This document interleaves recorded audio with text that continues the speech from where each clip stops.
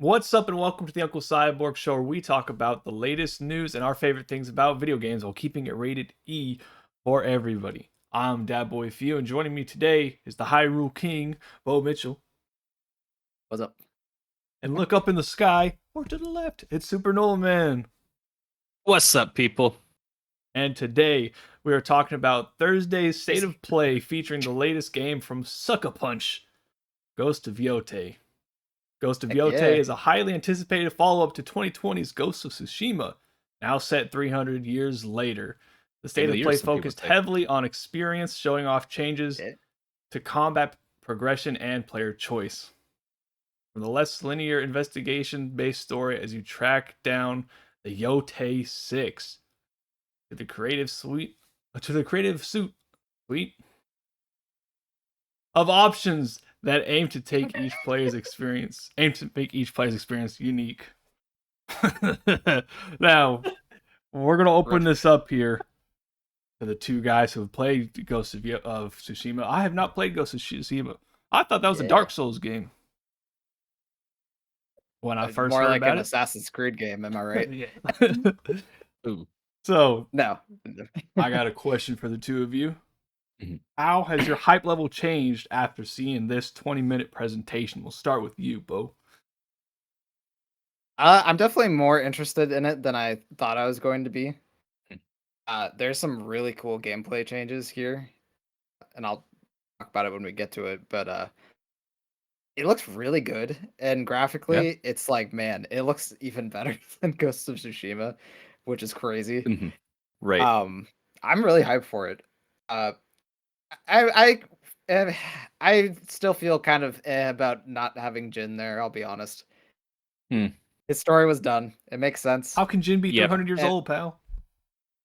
Yeah, that too. Gotta die at some point. Because legends live forever. Yep.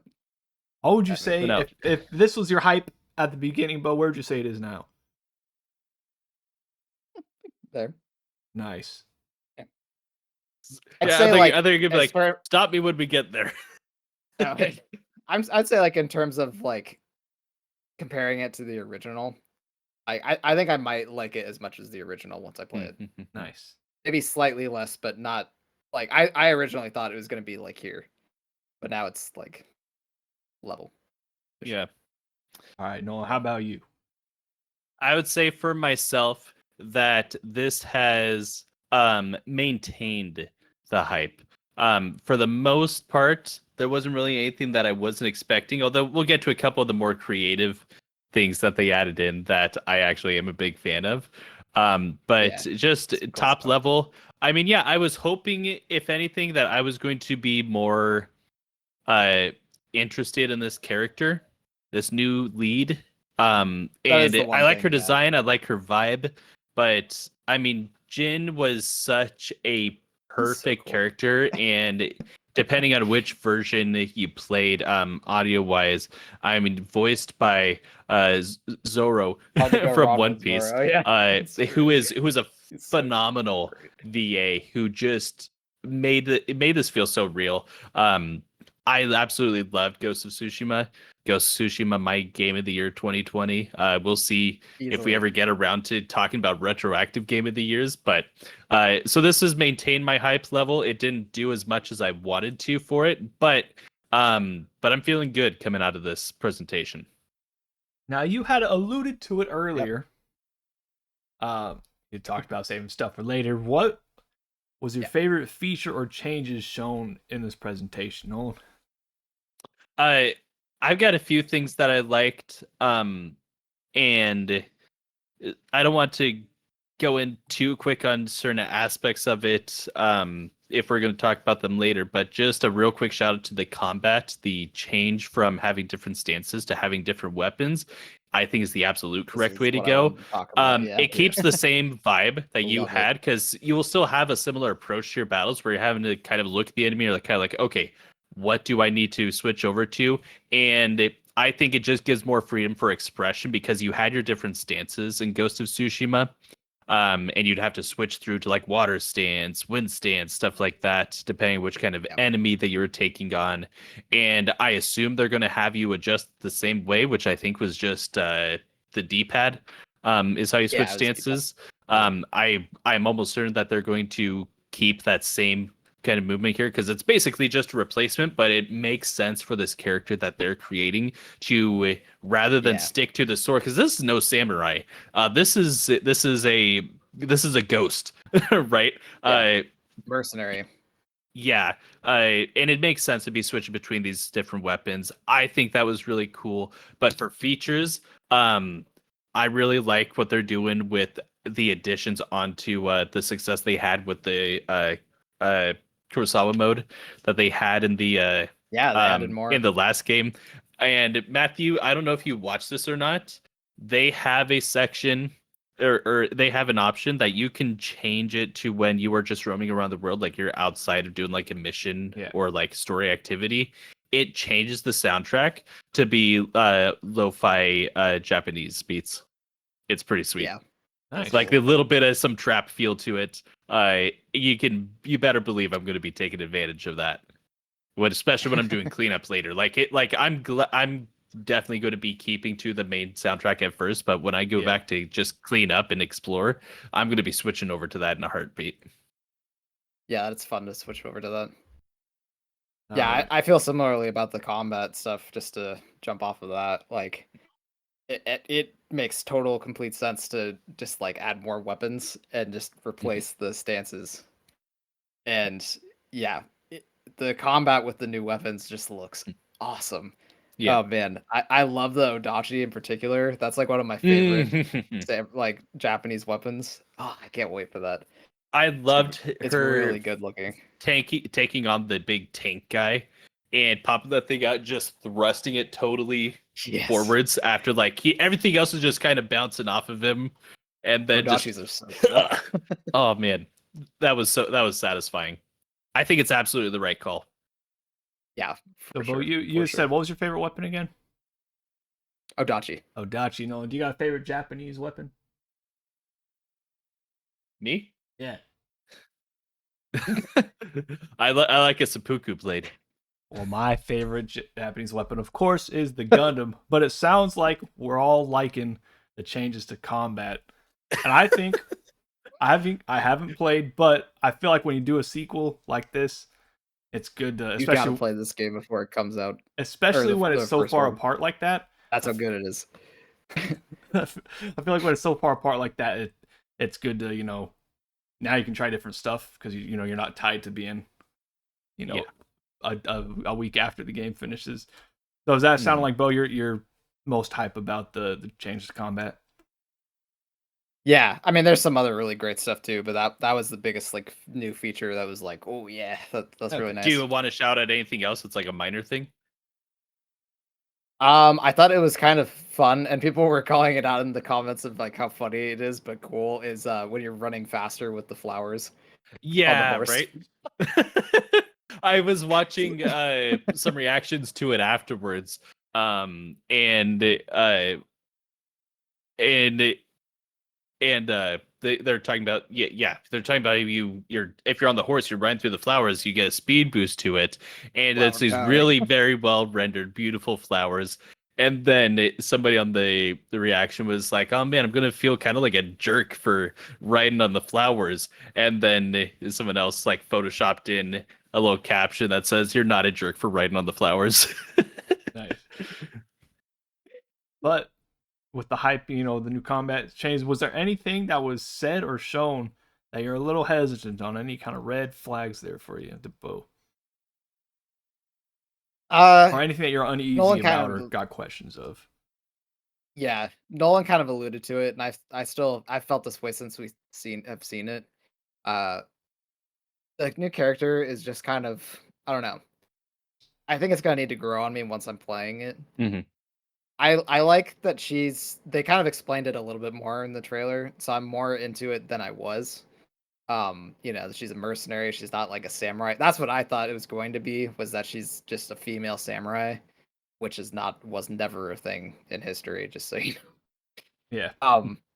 yeah, it makes a lot more sense that she's a mercenary. So that's cool. I'm hoping that the story is good, because that was one of my favorite parts about the first game. They showed off that you have, like, at any time you can press a button and go into a flashback sequence. That was pretty cool. Yeah, I'm curious how that's gonna work. It might be kind of weird depending on how they've set it up. Like, you could just press a button and get out of combat whenever you want. I doubt it. I think it's going to be set up too. a lot like Breath of the Wild's memory system, where you're going to come up on a certain location and you're going to be able to hit that thing, and they're going to, like, it's going to be a cinematic thing when it happens. Like, I'm sure you'll be able to switch back and forth. Is that it'll feel disjointed just because of how, like, you can just go to any spot, like, and then press the button, kind of like Breath of the Wild. Is that what they said? Is that you could do it at any time? Because I was under the impression press a button at any location, and it'll have.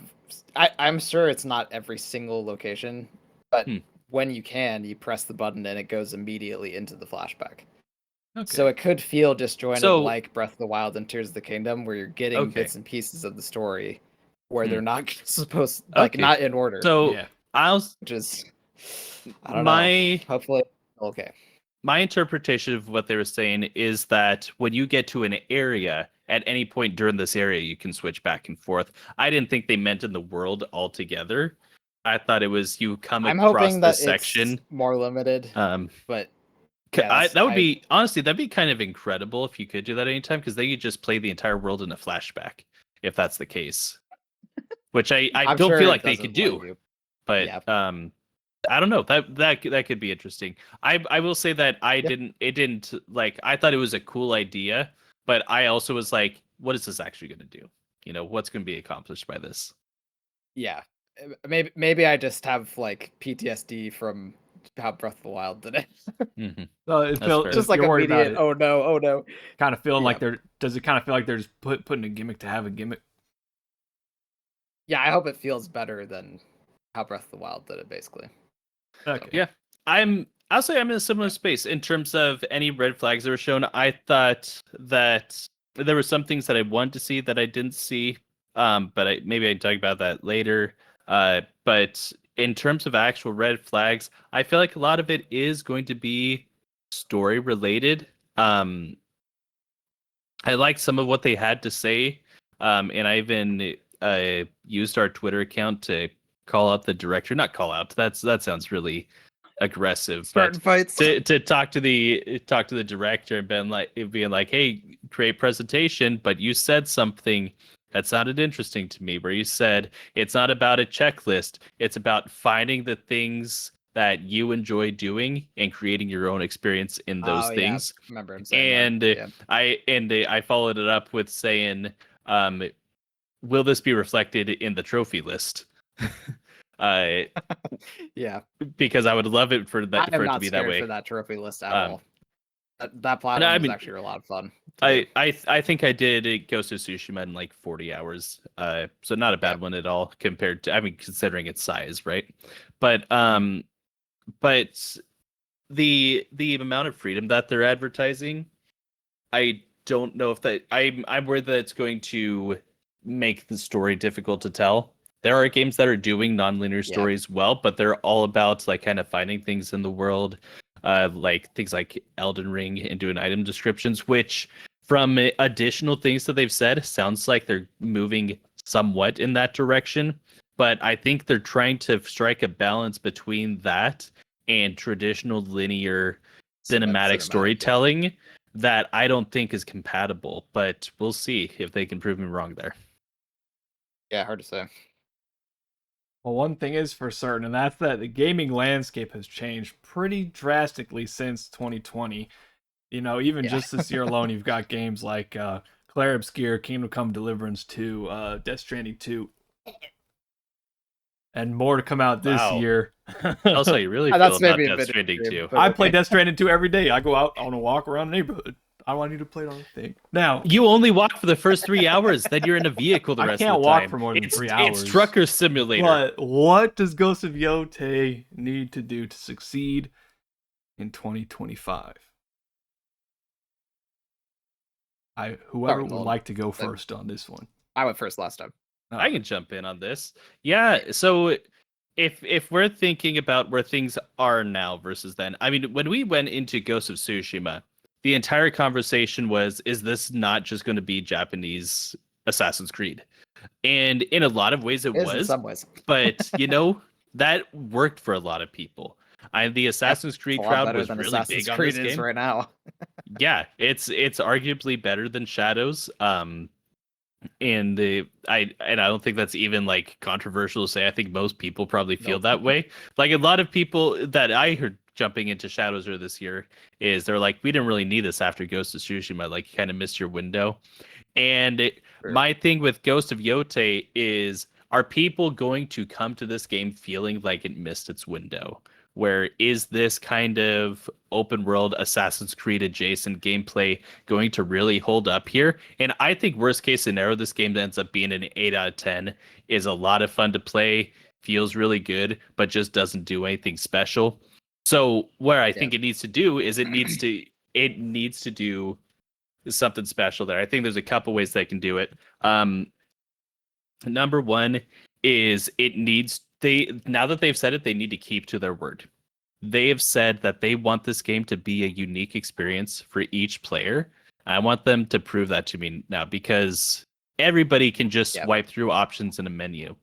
But when you say that I will be able to go and interrogate these different players and collect the cards, which that was another thing I wish that they talked more about, was this card system when it came to the interrogations. Oh yeah, that was kind of odd. I thought it was. I still have no idea how that works. That's one I'm just gonna have to see when the game comes out. But I have lost my trail of thought there. But they're talking about this being open and the interrogation system and how you can kind of pick your route and how you want to track these people down. Do I have the option of just not interrogating people? Now that you've opened up to make this my experience, can I just kill everything? Can I just go and treat this like a real like modern RPG and just cut these people down, not to talk to them, and be like, I'm going to find these people myself. You're a bad person. I'm going to take you out and let me find this person on my own. Or is it going to be something like, no, you have to collect these things from people? Is it an illusion of choice where they don't actually really give me much to go off of aside from like a small little like character snippet, and then everything comes on the card anyways? If I kill the person, I pick up the card anyways. Will these people? I wonder if these people are even going to show up if I haven't connected like certain objectives first. Like, do I have to talk to these different people and find a certain amount of clues before this person even spawns on the map for me to talk to, or can I go just track them down right away? Because it stands to reason that I would just be able to go and kill everything in the world, not experience a story, and just by sake of taking everything out and just an entire extermination run, finish the game that way. I'm really curious how this is going to go, because they've talked about this being each person's individual journey. I don't believe them, is simply how I put it. And I think if they can make that happen, if they can make me feel like, my playthrough of this game was in fact different from Bo's playthrough of it, and we'll talk about it later this year, because I think we're both really excited for this game. Oh yeah, I'm going to be very disappointed if that's not the case. I want some real player agency in this, where I just don't think it's going to happen. So a quick note, there have been games, I'm a pretty big Deus Ex guy. Those games are pretty well known for, you can smooth talk someone to get something that you need, you can break in and steal what you need, you can unlock an augmentation to just break in to wherever you need to get, or to reach a certain place. And so it's smaller ways of being able to, they're leading you to a specific thing, but they're letting you kind of choose how you get to it, and it makes you feel like you did it, even though they're kind of holding your hand, but there's enough liberty that it feels like you're making the choice. So I feel like it could be that. That would be fun to see. That would definitely be fun to see. And I was actually thinking, when you were talking, Nolan, it would be kind of ironic as a game where you're playing as a mercenary if you couldn't just like kill people to get what you want. Right. Yeah. Because that's what most mercenaries do. Yeah. So, yeah, we'll see. I'm not like holding out hope that it's gonna be like a bunch of choices. Me neither. But it would be cool if there was some choices. We'll see. Yeah, I want them to deliver on that. I want it to really feel like they have advertised it. I think that if they can make that happen, that is one of their keys to success here. Because honestly, they can just put out something that is exactly like the other game. I think people are going to enjoy it good enough. But there is a couple things that can be done to make this another amazing game and make it stand up as equally good to Ghost of Tsushima and not just be in another great or good enough game. I think if that's what their vision is for this, then I really want to see them execute on that. It doesn't necessarily have to be that I can exterminate everybody, but it does need to be that I did it my way. And I don't believe them yet on that, but we'll see in a couple months here. Just tack on a couple other things I think are keys to success for them is this combat system. That combat felt so good in Ghost of Tsushima, and I think it's going to feel good here in Ghost of Yotei, because the second that I saw the little flash, I immediately instinctively hit to parry it.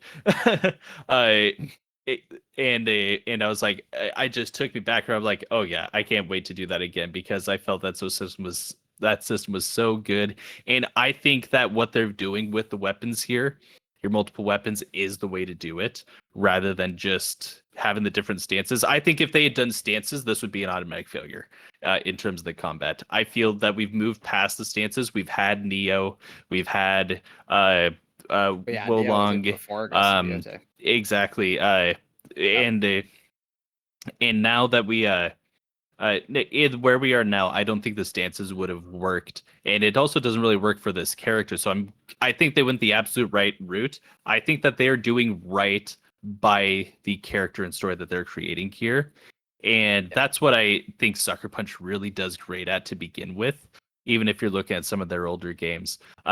So I think from what they showed in this state of play here, I think that they're hitting on a lot of the things that they needed to do differently. It's just to see, are they going to stick the landing? But I think they can do it. Yep. All right. And kind of to piggyback off of, sorry. Go ahead. I was going to ask if you had under the same opinion, or if you had your own thoughts to kind of give on the Met. Yeah, kind of to piggyback off of some of what he was saying there. I think they already have a leg up in terms of where their stance is compared to Assassin's Creed. Assassin's Creed, people already were expecting it to not be great. Yeah. This one, they've already won their trust. Even if it's the same, if it was going to be the exact same gameplay, it still would have been good. Because you do have a similar premise in Assassin's Creed Shadows, because you are just tracking down these people in the order that you want in there as well. Yeah, I think seeing some of these changes is going to be, that's a huge step up. And the only thing that's actually concerning to me is the story. And it's hard to even tell if that's going to be a problem. So